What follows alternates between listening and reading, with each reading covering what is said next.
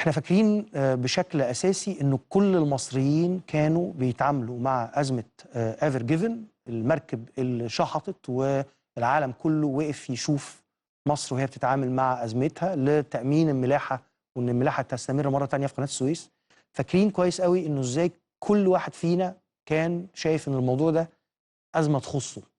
ما هياش ازمه بتمر بيها حكومه، او ما هياش ازمه بتمر بيها هيئه قناه السويس وموظفينها والعاملين فيها، لا دي ازمه تخصنا وكنا بنتابعها.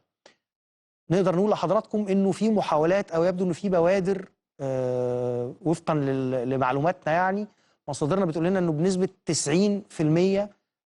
المساله كلها النزاع، الخلاف القضائي او النزاع، وده طبيعي جدا انه يحصل، يعني ما بين الشركه المالكه لايفر جرين وما بين هيئه قناه السويس، انه احتمال كبير قوي قبل بدايه الاسبوع، قبل يوم الاحد اللي جاي ده، اللي هو ميعاد الجلسه الخاصه بالمحكمه الاقتصاديه الابتدائيه، وفقا لمعلوماتنا انه المفاوضات ما بين هيئه قناه السويس وما بين الشركه المالكه للمركب، انه المفاوضات دي فيها انفراجه كبيره على مدى اليومين اللي فاتوا، الاتصالات والمفاوضات اللي بتتم علشان يبقى في حل يرضي هيئه قناه السويس، وانه في الهيئه المسؤوله عن الحمايه وعن التعويضات، دي هيئه معروفه قوي اسمها